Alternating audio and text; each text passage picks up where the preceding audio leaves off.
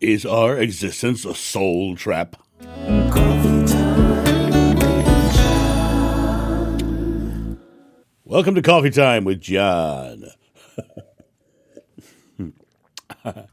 I got an email from someone the other day, and I wanted to read it to you for a lot of reasons. But I wanted to kind of answer this guy's question in a very clear and concise way. Dear John, I posted a link in an interview Chad did with Howdy Mikowski. It's about 1:20 long, and the perspective Howdy gives, if taken as gospel, gave me reason to pause. On a small level, it made me feel a lot of hopelessness in that he views and makes sound arguments for this existence as a soul trap. This planet and all contained therein suffer through an existence of insanity because the archons, noted in the ancient Cathars and such akin to Jason Brashear's theory, have made living in this plane a tremendous suffering. I would welcome your perspective, as then it resonate with your views, not all, but most. I'm not looking for any reassurance of anything, but a lot of your subs listen to Chad, and I think they and I would appreciate your perspective. Well, thank you. I appreciate it a lot. So let's dive into a bunch of things. I think before I start responding to this, I want to be very clear about my beliefs, because I believe God is love, and I believe fear is the illusion of not having love, and that we are experiencing fear and various levels of fear to experience love fully, because you can't know or experience love without knowing the opposite. In science, they would call it a baseline. However, people will often go down rabbit holes of fear, and that was the meaning of the metaphor of Adam and Eve. They ate from the tree of knowledge and they got kicked out of paradise. Well, paradise is a feeling, and knowledge is a thinking. And the connection to source, the connection to love, doesn't come in thoughts or words. It comes in feelings. Paradise is a feeling, because my paradise isn't going to be your paradise, because our paradise is going to be different. For me, I would be sitting on a beach having a great time, or in a workshop building something really cool. That would be fun. That would be my paradise, having those two things, right? Somebody else, it might be sailing. Sailing's not my paradise, right? So paradise is the feeling we get from an experience. So God speaks to us in our feelings, in my belief. So now when I look at what this video says and what your, specifically, more importantly, what your email says, Howdy gives, if taken as gospel. What is a gospel? Gospel is supposed to be the word gospel is basically a sworn testimony of a person's truth, supposedly. That's what a gospel is, right? And when you take something as gospel, you're taking it as a sworn testimony of truth. So you would have to take Howdy's words as gospel. You'd have to take him as absolute truth, forgoing all other truth, if you took it as a gospel. And it gave me reason to pause. Well, of course it did. It gave you reason to pause. Why did it make you pause? Because it was fear-based. The feeling it gave you was fear-based. It made you afraid, right? In the to be or not to be speech. Let's see. Because what dreams may come when we have shuffled off this mortal coil must give us pause. For there is the respect that makes calamity of so long life. It's the fear. It's the fear, because we don't know what the future is, because all fears are based upon an uncertain future.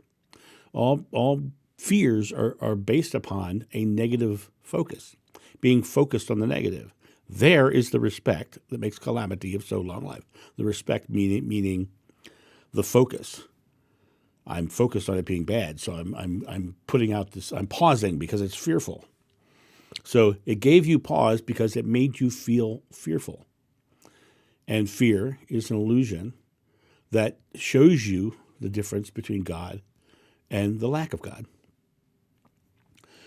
On a small level, it made me feel a lot of hopelessness. Of course it made you feel hopeless because he just gave you a fearful future. He gave you the idea that this is the way it is, that you're imprisoned, your soul is imprisoned here in this physical world, in this physical plane.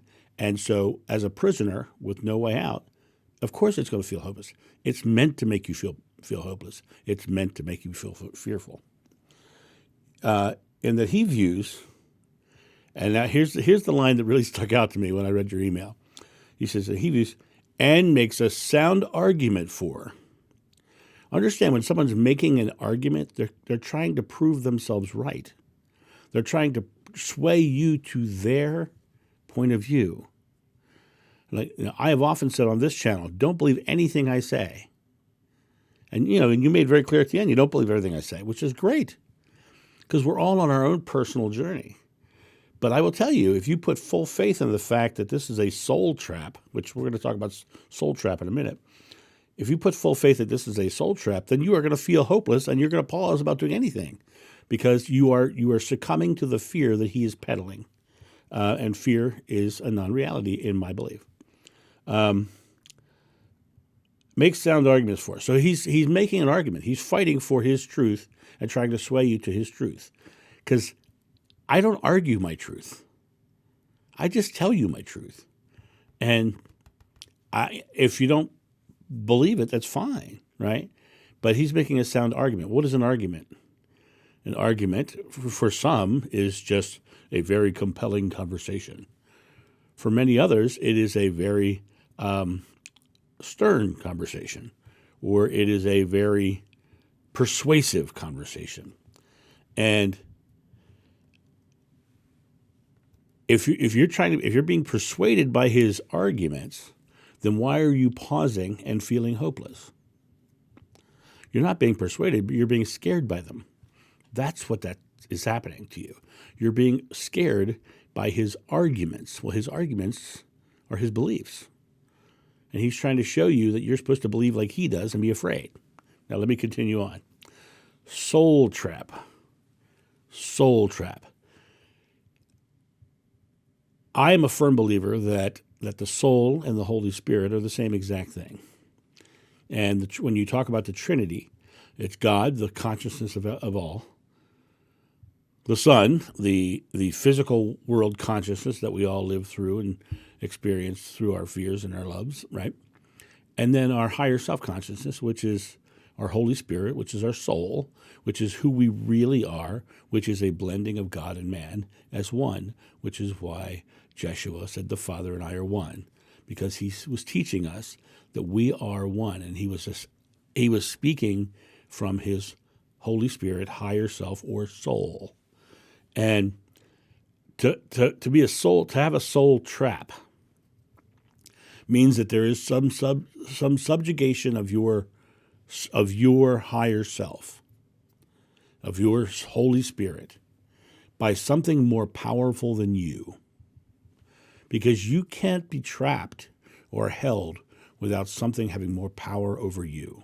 So you are succumbing your power of creation to something outside of yourself. Think about that for a second. So if you believe that you are subjugated to some outer power, then you will live a life of subjugation. Now, when you live a life of subjugation, what happens next? You start to create religions and you start to create fears, because Christianity is a life of subjugation.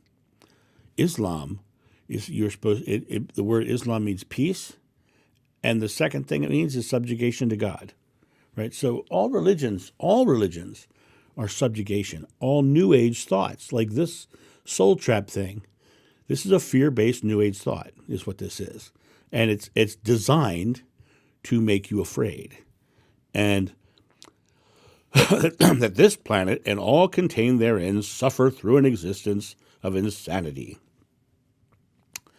This planet and all contained therein.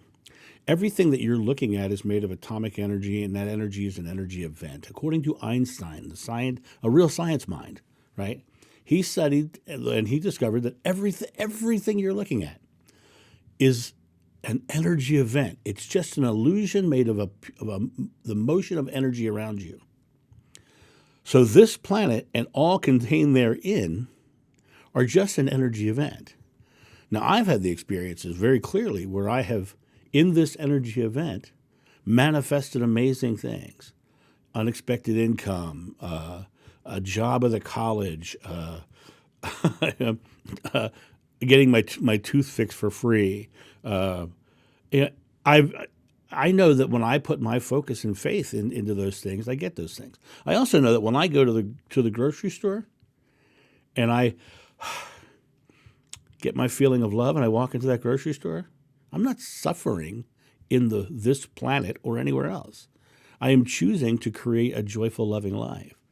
I don't suffer. I don't suffer, and that's to the concept of suffering, that we're suffering while we're here, is the insanity that you're speaking of, because your belief in suffering will make you suffer. I don't suffer. I live joyfully and lovingly and caringly, and I go through my life with that perspective. And what happens? It gets reaped upon me.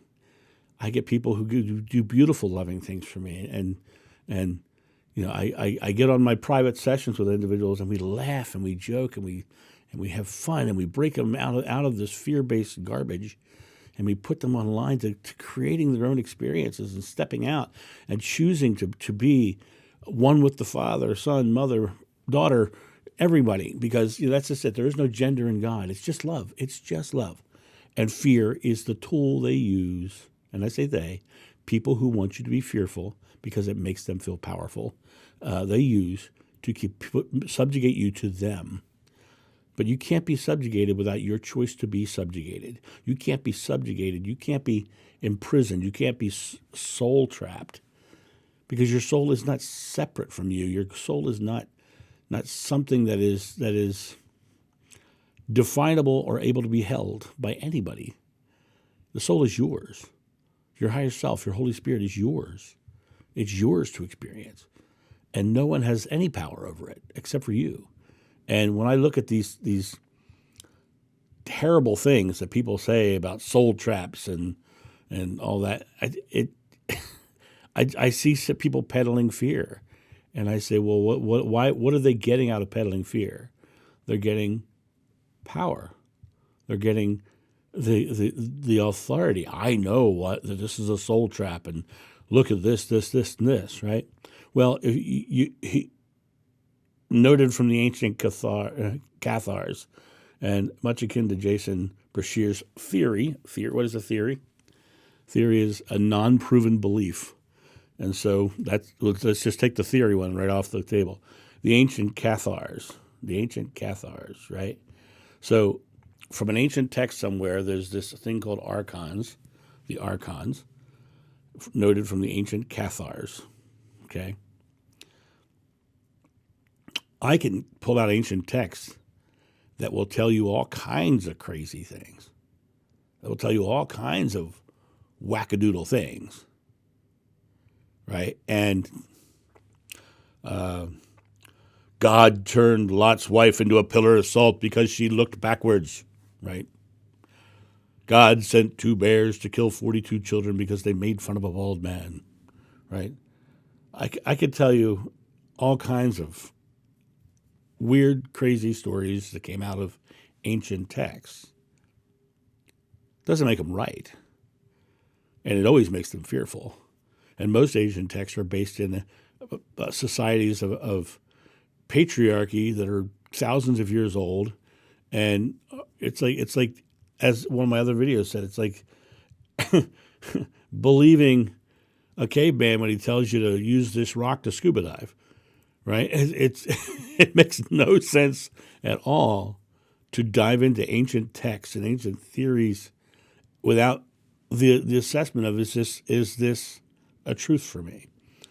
If you make it a truth for you, and you have that experience that this soul trap is a truth for you, the next question I'm going to ask you is, how's that worked out for you? Because how it's working out for you right now, just even thought of it, and I don't think I don't think you're necessarily believing it, but you're being swayed enough to pause and to feel hopeless. How's that working out for you? Because I didn't pause, and I don't feel hopeless ever. I walk through my life joyfully, lovingly, and caringly.